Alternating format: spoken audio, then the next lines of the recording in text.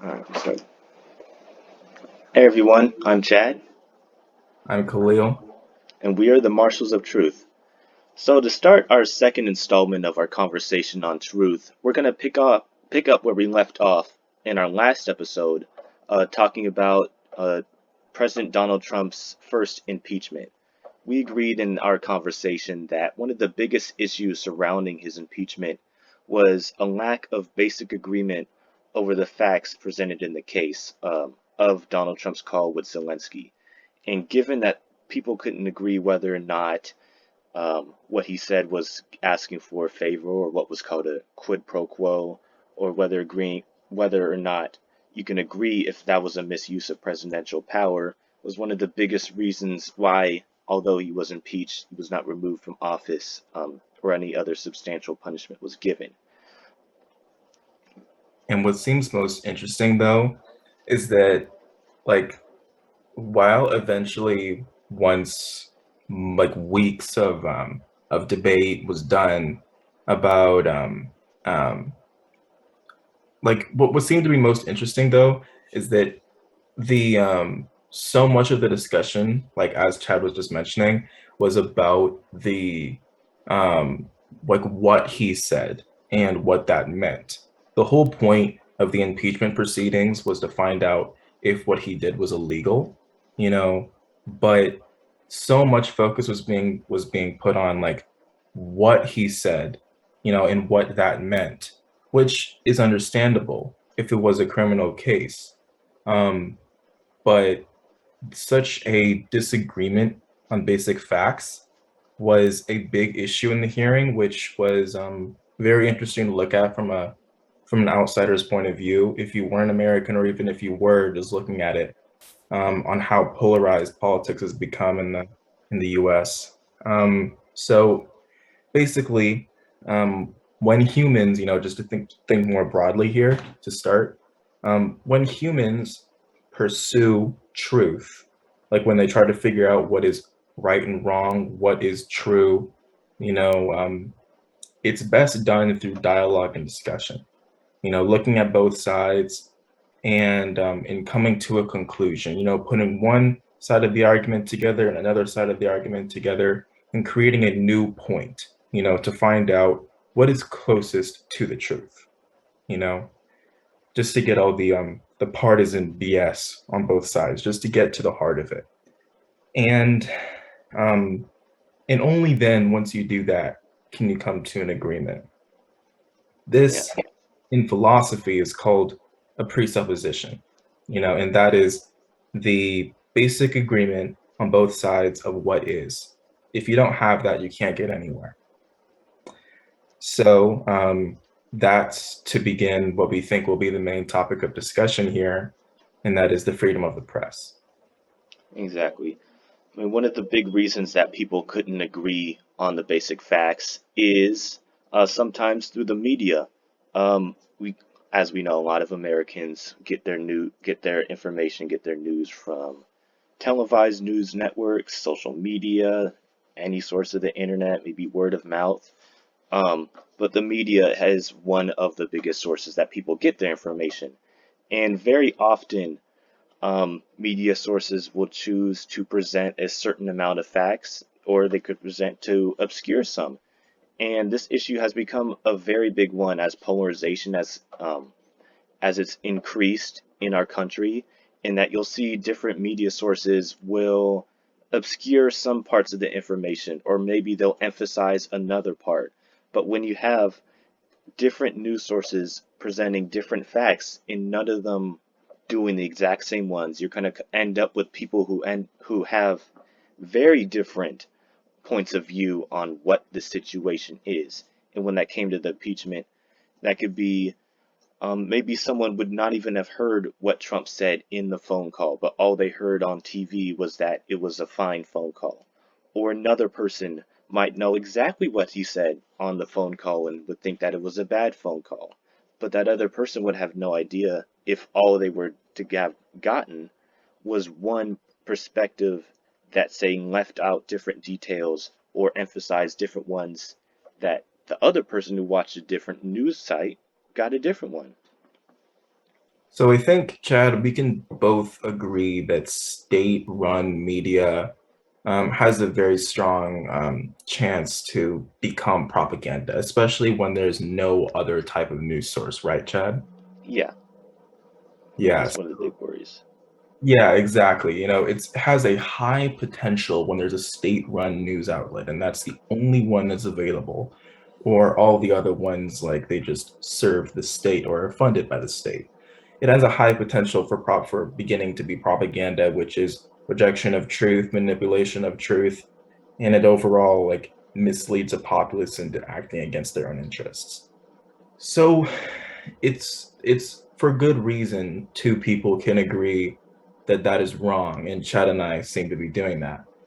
But what happens when you don't do that? You don't have a state-ran news outlet, um, or at the very least, there is legitimate competition, like legitimate, like competitive news sources, other points of view, like we have in America.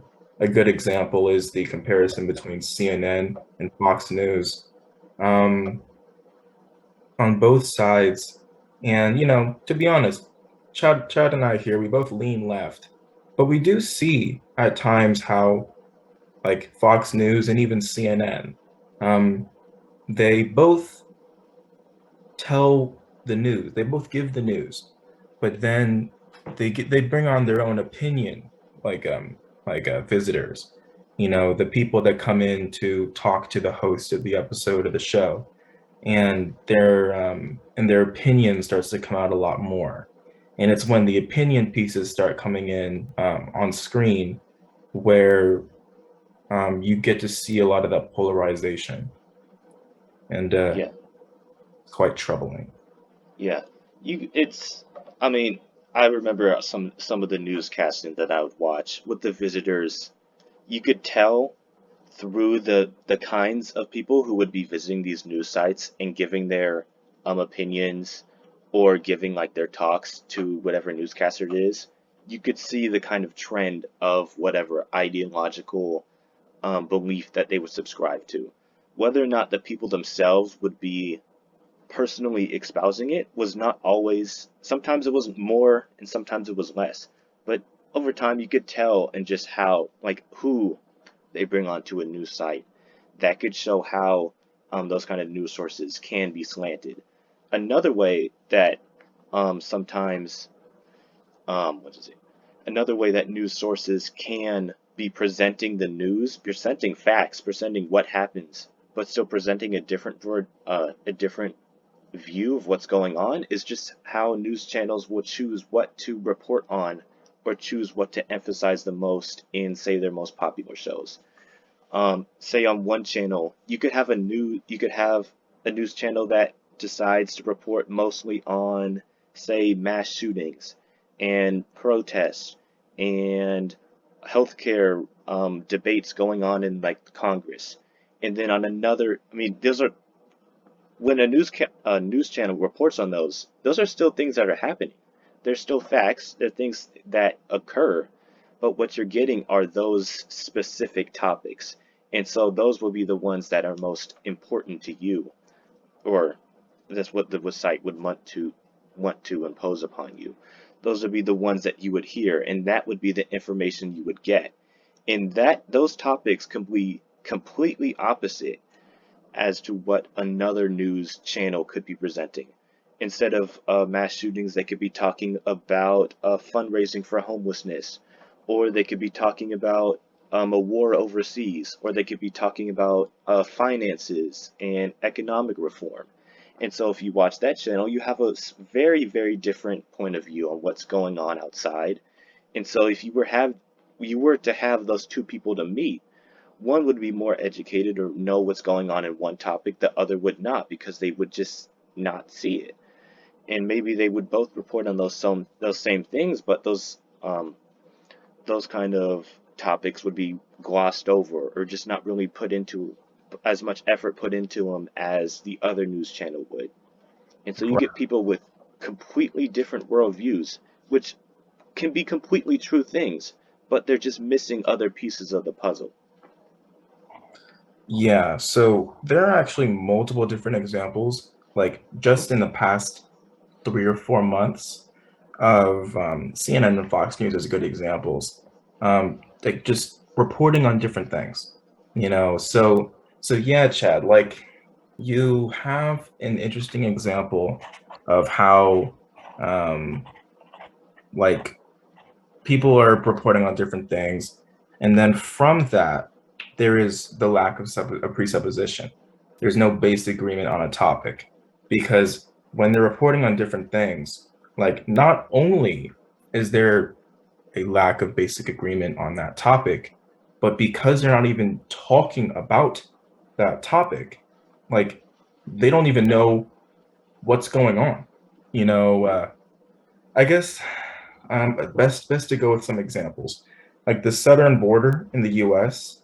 Like Fox News has spent a long time talking about that, talking about what was it Title 21? What was it? What was it called? Caravans. That's always been the big topic of Yeah, there's something groups of migrants coming into the country for right. seeking asylum. Like Fox News was reporting on Ukraine for a while, and I think they still do every once in a while, but at the same time, when CNN was continuing to report on that stuff, like late in March throughout April, regularly, and MSNBC as well, Fox News was reporting on the southern border, saying that, oh, there is this invasion of Ukraine, sure, but the real problem that Americans should be focused on, that is more like important to the American viewer, is the southern border, the invasion of the southern border. When that's something that CNN almost never talks about. So there is a confusion amongst the American populace. They're being like toyed around with. And when people on the right and people on the left talk about the information war, it really is a war because the battle lines are shifting in the average American citizen in their mind. You know, like what is important, who's telling the truth, who isn't, you know? And it's really complicated because you're wondering, why isn't CNN talking about the border? Fox News seems to give a lot of points saying that it's really important. And then you might be thinking, on the other hand, with another topic, why isn't Fox News talking about the January 6th hearings? Why, for the first 2 to 3 days of the hearings, was Fox News refusing to cover it? And they only were compelled to cover it on their program until someone on CNN called them out for not covering it. You start to wonder, hey, why aren't they talking about these topics? And there's a lack of trust on both sides of those topics. I mean, on either organization. So you're wondering, the average American citizen doesn't know what to think. And what seems to be most interesting is at the heart of that was freedom of the press. The idea that new organizations opposing what could have been a state-ran operation created a lot of the division of the American psyche today. Yeah, which, as Khalil was talking about, the biggest problem that we have is that while we have a free press and we don't, America, while we do have some state-funded media sites, they are not the most popular, the most watched, and most influential, news things of our country. The problem is when we do have a free press. However, the press that we do have is often getting sucked into the politics and the politicalization of our nation in general. And so what used to be a tool that could be opposing lies or conspiracy theories or just trying to address the needs of the people of wanting to know what's going on in the world. We have seen as these news channels kind of turned into more of just fighting. And sometimes that's even just fighting between two news channels, reporting on each other and what issues they come up like against each other. We've seen these channels kind of if they turn from providing just information of what's going on, what this means, and just that's that. We've seen it go from that into more opinion and more what is the things that you should be caring about? What are the things that we think are as important for you to know? That's what you would kind of get from these kind of news organizations, as opposed to just giving you the information and letting you do with that what you please. That kind of devalues the power that a free press would have in combating, lies, misinformation, disinformation, or just addressing the unknown. Because when you have these channels just turn into kind of political pawns, people on people on the other side aren't going to trust those news sites. People in general aren't going to trust that what we're providing is unbiased and unfiltered and unmanipulated, because if they're basically like another member of the Senate or just another person in the Democratic or the Republican or the Libertarian Party, you're not going to trust that they're giving you what's actually happening. And so it really devalues the power that a free press can give to you when these channels kind of just turn into politics and fighting. Right. Because it's not like freedom of the press, which is like an example of looking at both sides, because there's not just one source, there's multiple sources that give both views. And it's not like that's bad. It's just that um, there is a lack of agreement on both sides of what the facts are. Like that's why throughout the Trump presidency, with all the lies that were being told by Trump, and that's not a partisan statement. Like Trump was lying all the time, So um, with all the lies that were being taught by him and told by him to the American public and people all over the world, there was real question amongst the Democratic base, which is a serious question that should be recognized on the right, but is rarely recognized, and that is like the truth seemed to matter little under the Trump presidency, and that was a big problem. But that point was being so rarely brought over to Trump voters in the middle of the country, you know, um, to the point where they believe that he's the biggest truth teller in the world, So there is a lack of reach of those news outlets to getting to the other side of the aisle, even in the American public. Forget the Senate, So there's a big worry, that people aren't reaching each other, and therefore the average American citizen may not get both sides, even though there are multiple news outlets available because they just simply don't believe them. Yeah. So, I mean, what needs to happen is that there needs to be a basic agreement on both sides, and how that's found, I'm not 100% sure. I mean, if someone knew, then it probably would be solved already. But it's not like freedom of the press and looking at both sides is bad. It's just there needs to be an agreement. When two people are talking together, if they're talking about a topic, and there isn't a presupposition, as we said before, then you can't get anywhere. If you can't even agree that what happened, what you're talking about even happened, there's no point in even talking to them. You're not really going to get to each other. Um, and as Khalil was saying previously, one of the big problems is just the lack of does the truth even really matter? And so that comes to another problem that we have in kind of our press now is just kind of the lack of the importance of truth. As Khalil mentioned, in the Trump presidency, there were a lot of lies. Um, but as time went on, that kind of became just less important. And it even became so in the news outlets. It became less important that what they said each day was a lie, or what happened here didn't happen. It became important of just kind of reporting on it or just saying what happened. And this is a problem that we have in news organizations on social media of the truth of the matter, the truth of what happened is not that important. It's kind of just important, say, how you react to it, or just what you're going to do about it, or just whatever the message of it was. Whether or not it was true, it just kind of gets devalued. And I think as news has become more it's become more polarized and become more searching for views and searching for interactions and searching for people who would want to tune in. We've had a lot of a shift of just kind of reacting to whatever the big story is, regardless or not if it's true, and less of just disproving them and less of just, saying what's false and saying what's true. It's just kind of been a more of importance of what is gonna get people to watch our news channel, what is gonna get people to be involved. And that's just, I believe that's a symptom of news being a business. When you're doing that, you're looking for views because you're looking for money. And to get money, like you said, you got to get views.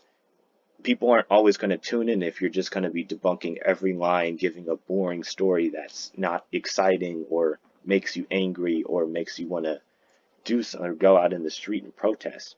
People aren't going to tune in. And so we've seen as these news channels kind of focus on less of what the truth actually is and more of what's going to get people to tune in.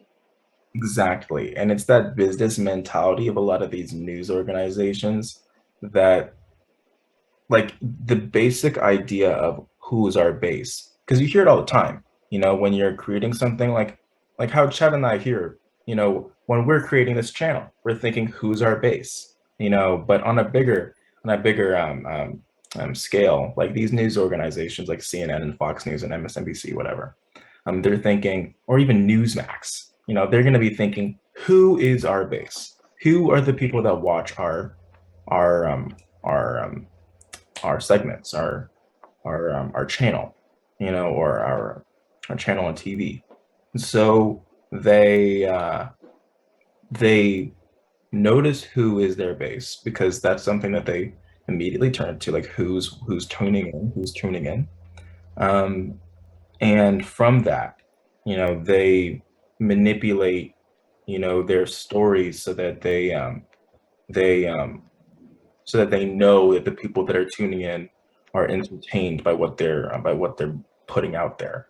Therefore more views, as Chad was saying. But again, the idea of the truth. It is the number one thing that stops tyrants and stops demagogues, because a tyrant, a demagogue, is going to do everything, um, to get themselves more power. And what tends to happen is that the people, they their interests get put aside. So, and that's best done through manipulation of the truth. But if they were telling the truth, then it would be a lot harder to like the truth and the whole truth. It'd be a lot harder to convince the people that their that their needs don't matter. So, um, just looking at the political gridlock in America between Republicans and Democrats and conservatives and liberals, we have to think, well, if it's so bad now, when was it not so bad? And we'd have to look back, as crazy as the 60s and 70s were, we'd have to look back to the Nixon impeachment. Like, Nixon was so afraid of popular opinion because he had something to be afraid of, that he resigned from office. So yeah, Chad, just like try to explain to me why why we think the 60s and 70s wasn't as bad as it is today, or why maybe if that isn't true, just what makes today so much worse in comparison to Yeah. the. Yeah, I mean, in the 60s and 70s, and just how news was reported, there wasn't, news wasn't as much of a huge business as online and televised news is. That's kind of exploded as television came out and everyone would watch those in the 80s and 90s, and, live 24/7 newscasts became a huge thing. And so in the 60s and 70s, it was important when the news outlets would report the truth of what happened, because that was kind of the only source of where people could get that information. When the news came out that about the whole Watergate scandal, people believed that and people trusted that because they knew that whatever newspapers, because it was a lot of newspapers and news channels, that what they were giving forth was probably true. I mean, there wasn't really any doubt that the New York Times or whatever thing was tainted by the Democrat money to influence the election and this, that, and the other. There was a underlying that belief that you could trust in what the news was saying because it hadn't been brought into the political fray. It was believed that the news would just be presenting, the truth or whatever closest that they can get to it. And if they didn't, that they would likely issue a retraction or issue an apology or say that we'd made a mistake. When we get to now, that whole trust in these kind of news organizations is paramount gone. I mean, you look at recent surveys. I believe there was one in 2021 that came out saying that only 38 or so percent of Americans trusted journalists in general. And when you look at polls of which news sites they trust the most, it's it's completely divided by party lines.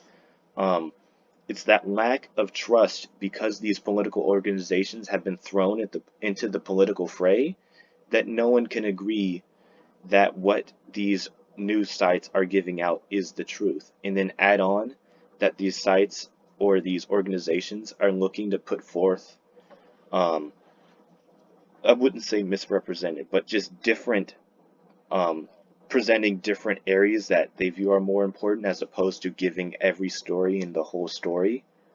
People aren't really going to trust everything that they say. And so when a new controversy or a new story or January 6th comes out and people can't even agree on the basis of that because they can't even trust their news organizations and of course another big thing now is that people aren't even going to news organizations anymore. With social media, with Facebook and Twitter, everyone could be their own journalist or investigator, however so they believe. Um, they could do that. And so it's just the trust in the media has changed so drastically from the 60s and 70s till now that when you get a big controversy, some people would just flat out not believe it didn't even happen. Yeah, so I think I might have just figured something out, but I need to be sure. So, Chad, like we used to look in the history books when we were younger in elementary school and middle school, and even recently in high school, we we pretty much figured out pretty quickly that the 1960s and the 1970s was like the era of protest, the era of American reform, right? Hmm. Yeah. Like civil rights movement, gay rights, to a limited extent. Um, One of the you know, biggest women's eras rights. of change we've had. Yeah, like Nixon's impeachment. There was enough discontent against him to make that happen, to get him out of office. Um, and yeah, that's the thing. Like Nixon got thrown out of office. Like he wasn't forced out of office, he resigned, you know, um, but there was enough like discontent that would make him feel like he should resign, rather than And he was very likely to have been convicted.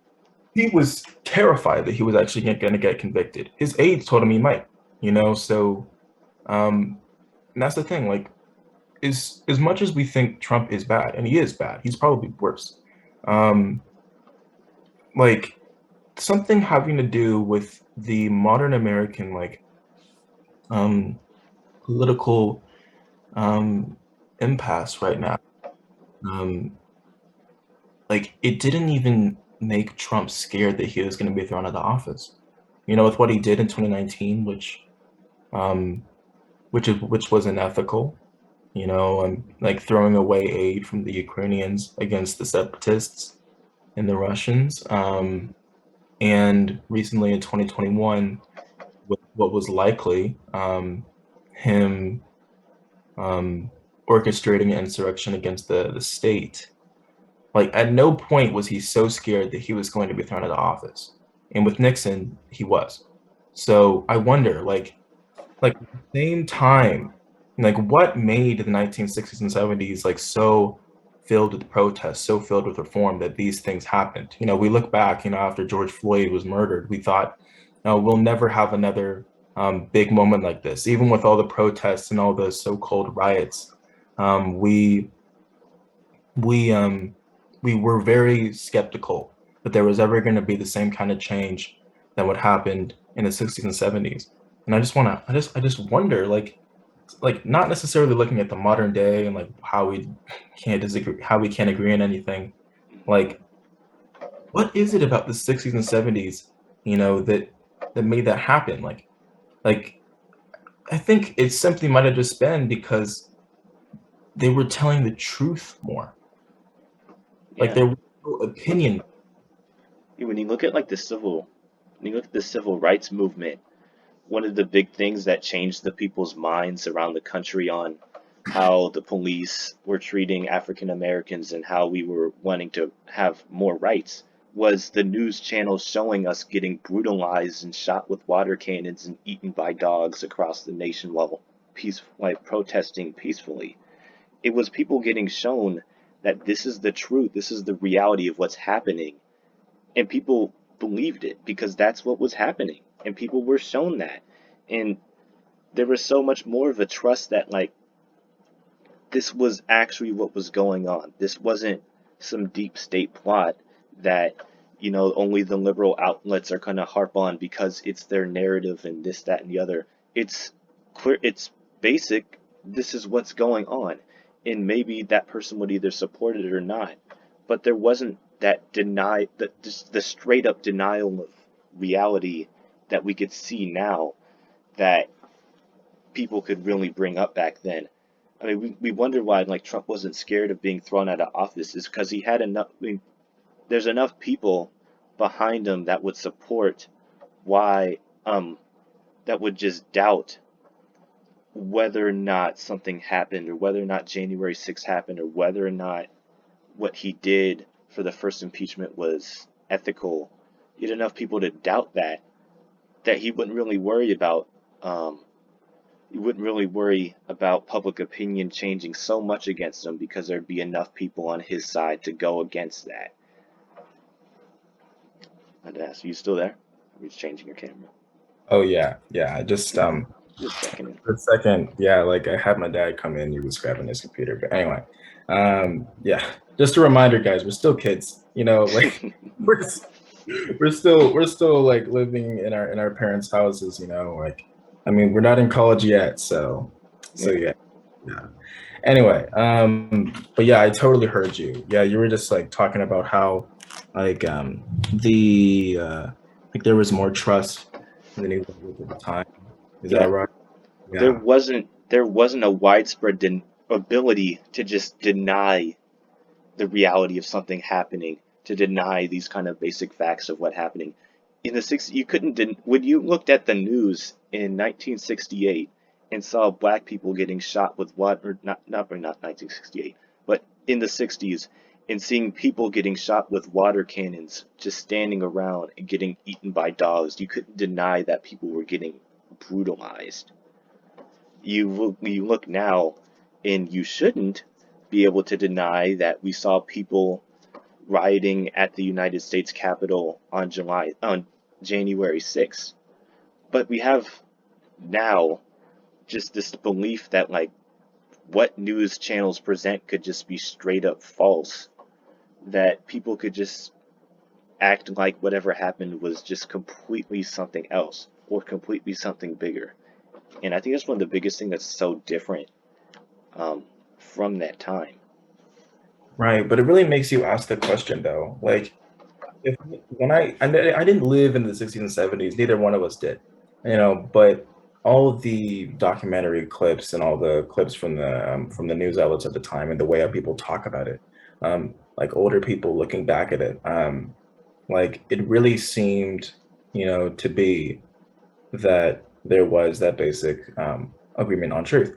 But there still was a conservative base, like in the middle states, that while the overwhelming majority of the American public agreed with a lot of the reform that was happening, um, they felt a sense of loss.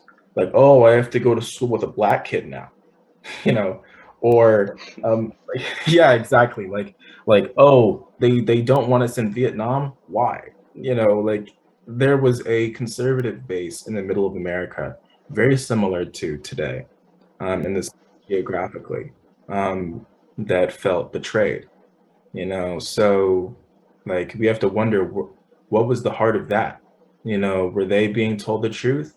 You know, or or was it that they did something with the truth that led them down a wrong path? Maybe it was just simple like white American racism, you know, back in the 60s that made them like fundamentally disagree with social reform.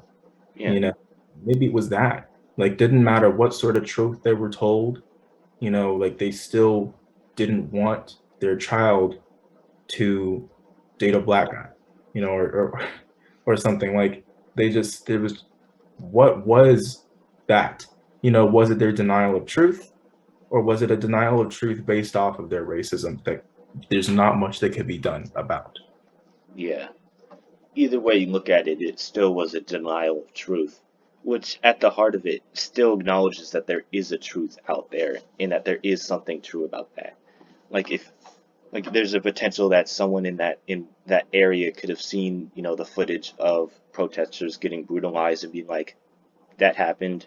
Yes, they should have done that. Maybe they that person could have thought they deserved it. But that still acknowledges that, you know, what happened and all that. But there's still, I definitely agree. It's definitely a denial of truth, the denial of the truth that is being presented. And I wonder if that is due to just the lack of information that they could have had and the lack of understanding. But I still think there are people who understood and who saw it and just disagreed. And I do wonder what you do about that. Right. Like I just like I almost I really do wish I could go into the mind of such a person. You know, such a person would probably want me dead, but I really do wonder like what's going on in their head, you know, because they they get all the truth, you know, and they still doubt, you know, and as a comparison between the 60s and today, the the parts of the country where people denied these facts, um, they they weren't like I don't know if they just simply weren't the same places, you know, because the middle part of the country is definitely a place where conservatism rules, generally. Yeah, But the South, you know, like the South today, we think of it as being like incredibly conservative, and in the '60s it also was, you know, but there was enough like white people in the South that realized what was happening. You know, like Selma, for example, the first march, like if you look at the movie, it was all black people, or mostly. And the second time, there was white allies that came, and they were basically let alone. You know, there was enough like white support in those areas, um, largely because of their acceptance of the truth as it was displayed in the media, um, that made things, I don't know, yeah, I agree with it. I mean, we got Lyndon B. Johnson to sign the Civil Rights Act. And by the time the Civil Rights Movement was ending, it was very much intersectional and including a lot of white allies and a lot of people of other different racial groups who could agree that what they were going through was similar. It was just that kind of development of just that acknowledgement of this is what's happening. I agree with it because it's true. And usually they'd have some other kind of agreements with that. Um, You mentioned back on you would wonder what it would be like to be in the minds of one of those peoples and wonder how they're thinking. And that just kind of undermines how important it is to really have to understand what other people are thinking, to understand where other people are coming from. Um, and that all kind of is that call funders all goes under the realm of searching for the truth, but understanding why or what is at root of what someone believes, what they believe, and especially when that comes to why someone chooses not to believe a truth, or maybe just doesn't even know that whatever that truth is even exists. it's important. I find it really, really important to kind of have to have conversations like that, or at least seek to do that, or just to understand where people are coming from, because that could help find out, why it is so much different from the 60s and 70s mediascape and believe on the truth to why it's so different now, just about 60 years later, is kind of understanding what is at the root of people who do deny the truth, or people who have distorted views of it, or people who just don't understand it. And I know I might be coming off as saying that's other people, because it probably is us too. I mean, we're not perfect whatsoever, Yeah, but I mean, oh, yeah, no one's perfect, but that's kind of part of it, you yeah, that's know, kind of the point. that no one person is going to have the whole truth. And that goes like to explain like the reason why people discuss things. Like why two people instead of why people have dialogue. You know, Yeah, people who really want to find the truth, people who like the best example of finding truth is two people coming together who are completely opposite sides of the spectrum, like politically or whatever. You know, leave them in a room until they agree. You know, and they will be able to find something that they both agree on. The thing that they both agree on will likely be the closest thing to the truth, if not the truth itself.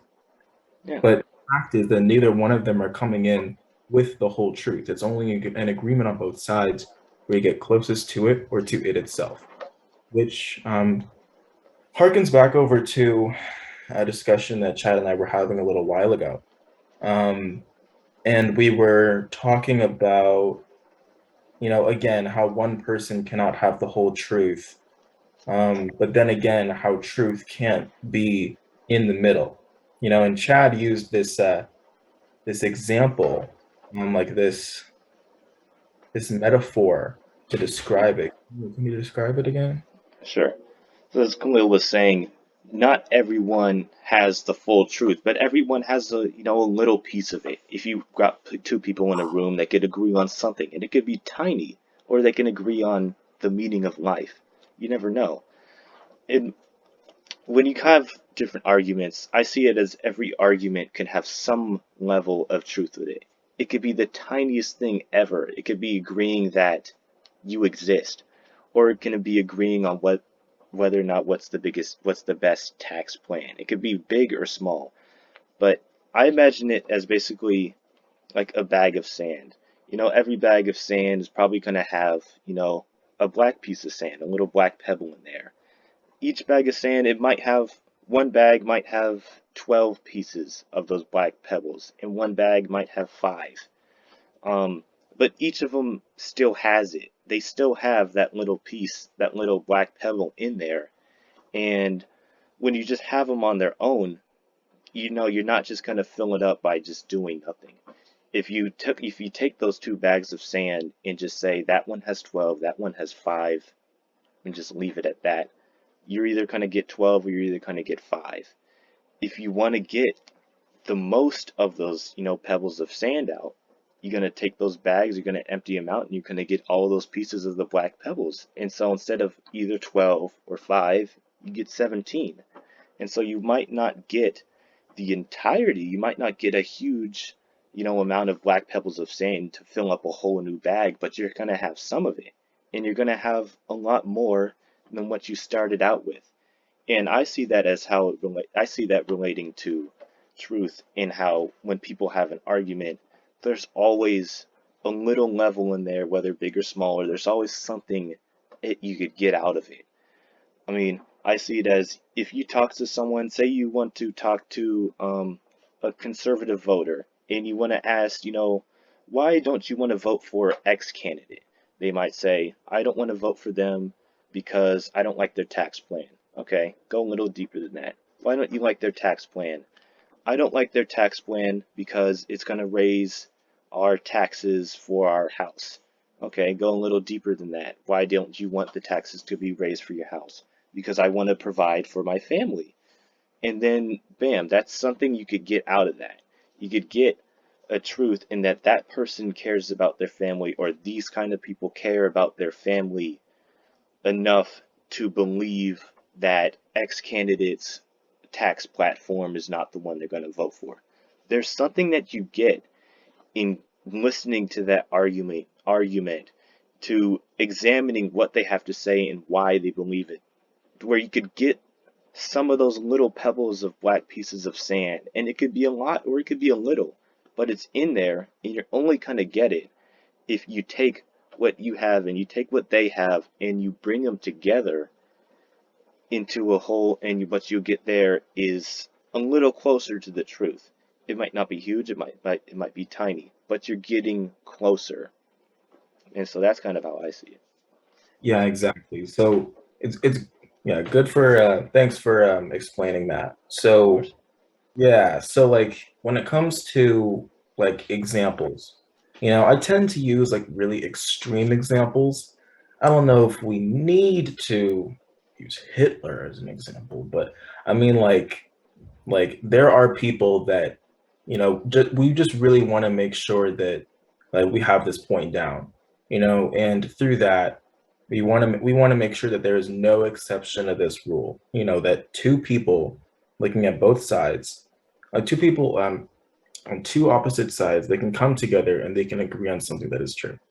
um, and that is through the assumption that everybody has a little bit of truth, that no one is ever completely lying, you know, or else if they do completely lie and there is no part of the truth that they tell, then there there shouldn't be anyone that follows them.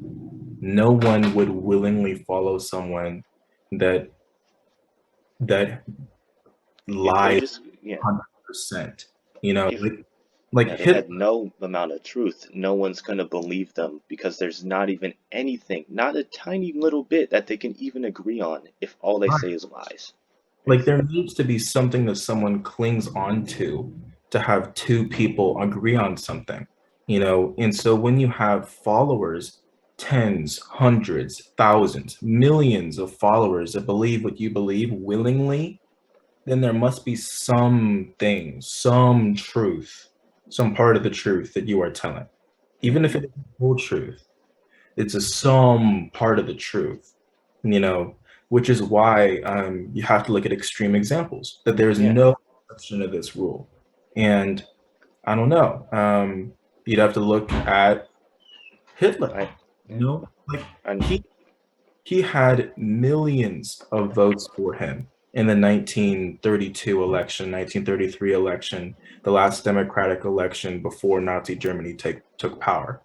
The Nazis took power in Germany. So you had a lot of people in a democratic process that, although as time would go on throughout the Nazi era, would get less and less democratic, there was a semblance of democracy at that time. And millions of people supported him as a candidate as well as his party. And you have to wonder, what about the truth were they expressing? yeah, Because not everyone that followed him was anti Semitic. Not everyone wanted millions of people to be murdered. There was a recognition amongst Hitler and the Nazi elite that if they sprung that on the German public too early, they would never agree with it. And because remember, they were evil. They they were diabolical in how they planned things out. They knew that people wouldn't agree with them on that aspect. So they had to say something else. They had to say that there was something um, that they believed in that was true. And so they hmm, turned to Western hypocrisy. yeah. I mean, you look at the context of, following of World War I and how that left Germany after the Treaty of Versailles. There's a reason that people were so inclined to vote for a man like that, and that was due to the belief that he would solve, the economic problems that the country was having. Germany was devastated after World War I. People were poor. Their politics were in shambles because, inflation and all those there was many, many, many problems that the people of Germany faced. And so when they got a leader who, to their point of view, looked like he was going to solve their problems and kind of said what they wanted to hear, they jumped behind that. And the reason that we bring this up is because there was some level of truth that he brought, that Hitler did bring up in his candidacy, and that was, the economic devastation of Germany and wanting to solve that because that existed. German people had problems, and so him saying that he would solve those problems was why people initially would follow him. That was one of the reasons. And so in that argument, there's that tiny, tiny bit of truth in there of the reality of why people wanted to support that, while it is overshadowed, of course, by all the terrible, terrible things that happen. There is still the tiny amount of why people would vote for that because they believe that that little aspect overshadowed what could come, and we saw how that turned out. Right. And the German people at the time didn't know what would come. They would only get a strong idea of what would come until until the 30s, after the National Security Act. Once Hitler had been given full power, his cabinet as well as himself could dictate national policy without support from the German people, let alone the Reichstag. And they would pass the 1935 Nuremberg laws. They would start the T4 program, which would euthanize disabled children mentally and physically. Um, as well as all different types of people. While there was a lot of anti-Semitic rhetoric in the 20s and early 30s before Hitler took 100% power, and before the Nazis were a really strong guiding force in German foreign policy as well as domestic policy, um, it was overshadowed by the feeling of national revival that the German people felt after World War One. There was the idea that after the 1923 inflation crisis, which I think spread to like 4 billion%, like a whole life savings could not afford a loaf of bread. People Be were taking barrels of their money to the store. exactly like people would quit on life, like elderly men who might have been like veterans of their country in a past era would lock themselves in their room um, and just starve to death. Like that was just such a terrifying, like such a such a terrible fate to fall a public that they just wanted any way out of it. You know, hmm And they and had a man who said everything that they wanted to hear and said that they would solve those problems, to solve those things of that little reality of the reality that they faced. And for them, that was more important than any of the warning signs that of what was to come. And yeah, it was that belief that, he would solve our economy, he would revive the nation, make them great, all that kind of stuff, that they would jump behind that. And because they felt that that little part of the truth was more important, they decided to go with that. And this kind of goes back to our argument of, while even some of the most extreme beliefs or things such as conspiracy theories seem absolutely crazy, and of course, sometimes you make want to not even listen to it. I mean, as a space fan, sometimes I'll even hear that about the flat Earth theory or the moon landing be fake. Even in some of those extreme beliefs, arguments, there are tiny, tiny, sometimes even microscopic uh, grains of truth that can be found in there, and you find them by taking what they have to say, by listening to that, and finding that little thing that you can agree on, that little barrel of truth that you can have, and bringing those together just gets you even closer and closer to the truth. And as sometimes, sometimes it can be frustrating to say have an argument with someone you don't agree with, or to listen to a channel you might not listen to, or to read a book that really goes against something. There sometimes are those tiny, tiny little things that you could take from it, and by getting those, you only get yourself closer and closer to finding that objective truth, to finding that reality, which is going to put you more ahead than where you are now. right, because and we got to finish up quite soon. We're reaching that that hour long limit that we put for ourselves. And we'll continue for this like soon. We might even piggyback off of exactly where we left off. But Chad and I, like I came across this Hillsdale University ad for a philosophy course. Um, and I was not expecting much from them because it's those same people with PragerU, like Hillsdale, that just they sometimes go really crazy with their rightist rhetoric. Um, but I listened to the whole trailer, the whole ad. It's like a minute and a half talking about the philosophy course, and the instructor in that ad was talking about, just referencing like old documents, like the First Testament, Aristotle's Metaphysics book, like looking at ancient sources as well as newer ones from Nietzsche or Kant or Thomas Aquinas, and they were talking about the human being, and they used man to describe it. That human man loves to know, like man loves to know. Like it may be really hard to know, it may be really hard to get to that truth, but we love to do it. It is our natural tendency to know. Because humans, you look at every other living being on the planet, we are the only living, breathing thing on this earth that we know about in the universe, really, that can know the truth.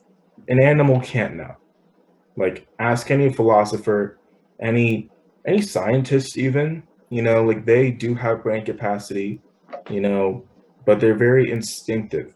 They respond to animalistic instincts. They can't know. So they can parrot, but they can't know.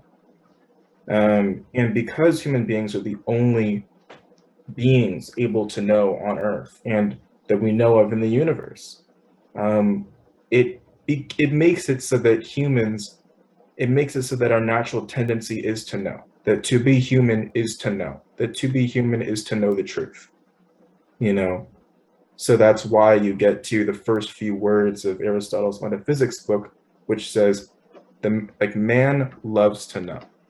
So it Yeah, really, you know, it we have just a tendency to want to know, and if you're gonna know, why not know the truth or get as close to it as you can? Yeah, and as Jesus said, and not a lot of people like to listen to the word of Jesus or anything that comes out of the Bible, but it can be said by him 2,000 years ago in the Bible that like the truth will set you free. And those words, like not only do they sound good and they've been repeated in a lot of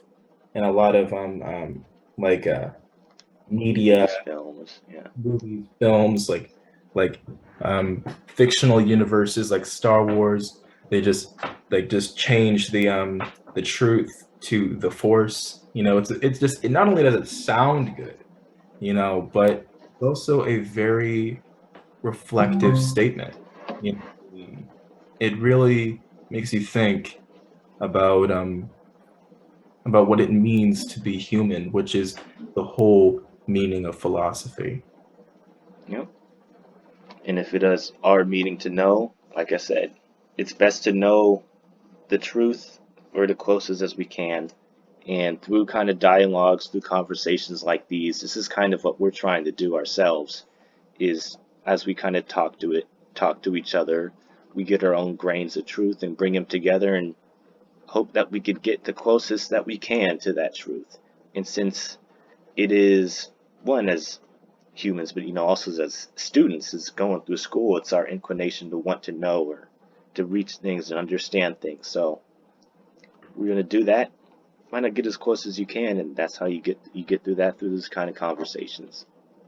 Right. So today's episode was, as you can probably tell that by this point, it was about freedom of the press, the idea of the truth, looking at both sides. But we're going to largely piggyback off of what was mentioned in the last 15 minutes of today because it's just so interesting. You know, looking at both sides and how like one person has to have a little bit of the truth. And I think we used Hitler as a pretty fair example. It is a very extreme example, but it really hammers home the point that there is no exception to this rule. Everyone has a little grain of the truth. Anyone with followers has a little grain of the truth. So um, we'll look at other historical examples and we'll move on to, okay, what do we think the major theme of the next discussion We'll also be looking will at the idea of, alongside with study? both sides, of looking at neutrality.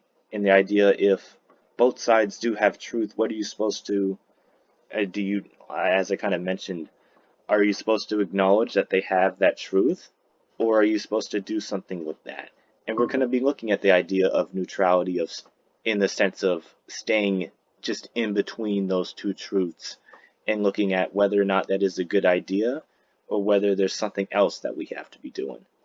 Well, that'll kind of be the topic of our conversation for our next kind of episode. Okay. We are the Marshals of Truth, and like, subscribe, do all that. And we'll see you next time. Should be, I don't know, a couple of days from now when whenever this gets posted. A couple of days after that, we should have the truth discussion number 3. All right. Yeah. Bye. Thank you for watching. Have a good day.